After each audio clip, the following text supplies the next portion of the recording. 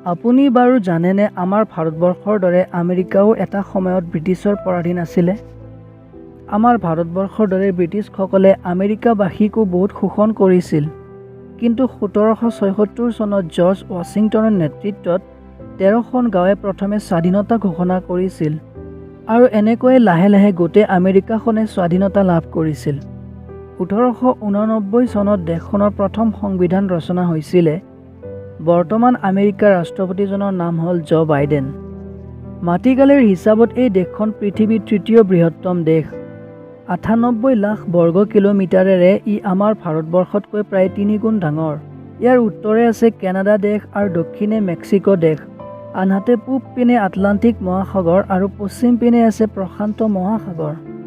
জনসংখ্যাৰ ফালৰ পৰা বৰ্তমানো এই দেশখন পৃথিৱীৰ তৃতীয় আটাইতকৈ জনবহুল দেশ। 2020 চনৰ লোকপিয়ল অনুসৰি আমেৰিকাৰ মুঠ জনসংখ্যা হ'ল 33 কোটি। ইয়াৰে 82% লোকে চহৰত বাস কৰে, আনহাতে 18% লোকে গাঁৱত বাস কৰে। আপুনি বাৰু জানেনে পৃথিৱীৰ আটাইতকৈ পেলনীয়া আৱৰ্জনা আমেৰিকাই উলিয়াই দিয়ে বা জমা কৰে। ই আটাইতকৈ বেছি প্ৰদূষণ কৰা দেশ। প্ৰতি বছৰে এই দেশখনত কেৱল 25 লাখ বটলে আৱৰ্জনা হিচাপে জমা হয়। শুনিলে আচৰিত লাগে, কিন্তু এনভাইৰনমেণ্টেল প্ৰটেকশ্যন এজেন্সিৰ মতে প্ৰতিদিনে আমেৰিকাবাসীয়ে 1.4 বিলিয়ন পাউণ্ড জাবৰ-জোথৰ পেলায়। আমেৰিকাৰ বেছিভাগ লোকে দিনটো প্ৰায় ঘৰতে কটায়। গড়ে 10 ঘণ্টা তেওঁলোকে টিভি চোৱা, গেম খেলা, চিনেমা চোৱা, স্মাৰ্টফোন ব্যৱহাৰ কৰা আদিৰ লগতে জড়িত হৈ থাকে। ইয়াৰ লোকসকলে টেকন'লজিৰ ওপৰতে নিৰ্ভৰশীল। আজি আমি কৰোনা মহামাৰীৰ বাবে যি ৱৰ্ক ফ্ৰম হোম মানি চলি আছোঁ, তেনেকৈ আমেৰিকাবাসীয়ে বেছিভাগ কামে ঘৰৰ পৰা ইণ্টাৰনেট আৰু প্ৰযুক্তিৰ দ্বাৰা কৰে। আন দেশৰ তুলনাত ইয়াত গাড়ী দুৰ্ঘটনা বহুত হোৱা দেখা যায়। ইয়াত গড়ে 1 ঘণ্টাত এজন লোকৰ গাড়ী দুৰ্ঘটনাতে মৃত্যু হয়।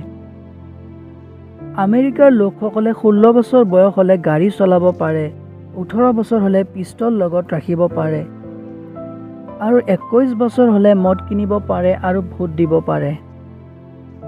বৰ্তমান বহুত ভাৰতীয় লোক আমেৰিকাত বাস কৰে আৰু তাত বহুত উচ্চ পদবীতো কাম কৰি আছে।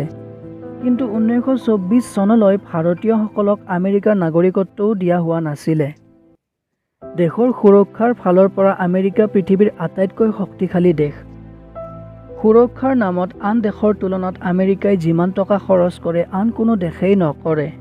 আমেৰিকাৰ জলসেনা পৃথিৱীৰ দ্বিতীয় বৃহত্তম আৰু বায়ুসেনা আৰু স্থলসেনা পৃথিৱীৰ আটাইতকৈ শক্তিশালী আৰু বৃহত্তম। পৰমাণু শক্তিটো দেশখন ৰাছিয়াৰ পিছতে পৃথিৱীৰ আটাইতকৈ শক্তিশালী দেশ। ইয়াৰ নাগৰিকৰ পইচা সঞ্চয় কৰাৰ প্ৰতি বেছি ধাউতি নাই। ইয়াৰ 47% লোকে তেওঁলোকৰ বেতনৰ পৰা অলপো সঞ্চয় কৰি নথয়। ইয়াত পিজ্জা ইমান জনপ্ৰিয় যে প্ৰতিদিনে 18 একৰ আকাৰৰ সমান পিজ্জা খোৱা হয়। প্ৰতি বছৰে আমেৰিকাবাসীয়ে 1,50,00,000 হটডগ খায়। অৱশ্যে অধিক খোৱাৰো বহুত অপকাৰ আছে। সেইবাবেইতো আমেৰিকাৰ 33% লোকেই শকত, যি পৃথিৱীৰ ভিতৰতে আটাইতকৈ বেছি। ইয়াত জুৱা খেলাটো বৰ জনপ্ৰিয়। প্ৰতি বছৰে আমেৰিকাবাসীয়ে প্ৰায় 55 আৰব ডলাৰ অৰ্থাৎ 30 লাখ কোটি টকাৰ কেৱল জুৱাই খেলে। আপুনি জানেনে ষ্টেচু অৱ লিবাৰ্টি 1884 চনত ফ্ৰান্সে আমেৰিকাক উপহাৰ হিচাপে দিছিলে। আমেৰিকাৰ মণ্টানা এনে এখন চহৰ য'ত মানুহতকৈ জীৱ-জন্তুৰ সংখ্যাই বেছি। আনহাতে ইয়াত এখন চহৰৰ নাম হ'ল ডিং ডং। 1867 চনত আমেৰিকাই আলাস্কা ঠাইখন 72 লাখ ডলাৰত ৰাছিয়াৰ পৰা কিনিছিল। আমেৰিকাৰ লোকসকলে ছ'চিয়েল মিডিয়া বৰকৈ ব্যৱহাৰ কৰে। ইয়াত প্ৰতি 4 জন লোকৰ এজন লোকেই কিবা নহয় কিবা টিভি শ্ব' বা অনুষ্ঠানত অংশগ্ৰহণ কৰে। আমেৰিকাতে আটাইতকৈ বেছি নাগৰিকক জেলত থোৱা আছে। পৃথিৱীৰ মুঠ জনসংখ্যাৰ 4.4% আমেৰিকাত আছে। আনহাতে গোটেই পৃথিৱীৰ মুঠ কেইদিৰ 22% কেৱল আমেৰিকাতে আছে। আমেৰিকাত কোনো ব্যক্তিয়ে দুবাৰ ৰাষ্ট্ৰপতি হ'ব নোৱাৰে, কিন্তু ফ্ৰেংকলিন ডি ৰুজভেল্টে একমাত্ৰ ব্যক্তি যি 4 বাৰ ৰাষ্ট্ৰপতি হৈছিলে। তেওঁ 1933 চনৰ পৰা 1945 চনলৈ ৰাষ্ট্ৰপতি আছিল। 1950 চনত আমেৰিকাত জন্ম হোৱা 5% শিশুৱে অবিবাহিত মাক বাপেকৰ পৰা জন্ম হোৱা আছিলে। বৰ্তমান এই সংখ্যা বাঢ়ি 40% হৈছে। আমেৰিকাত মুঠ 50খন ৰাজ্য আছে। ইয়াৰে ৱাশ্বিংটন DC দেশখনৰ ৰাজধানী। নিউয়ৰ্ক আমেৰিকাৰ আটাইতকৈ ডাঙৰ চহৰ।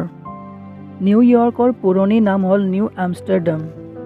আমেৰিকাৰ কোনো ৰাষ্ট্ৰীয় ভাষা নাই। ইয়াৰ বেছিভাগ লোকে ইংৰাজী ভাষাই ব্যৱহাৰ কৰে যদিও কোনো এটা নিৰ্দিষ্ট ৰাষ্ট্ৰীয় ভাষা নাই।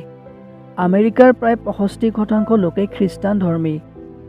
পৃথিৱীৰ আটাইতকৈ বেছিভাগ খ্ৰীষ্টিয়ানে আমেৰিকাত বাস কৰে।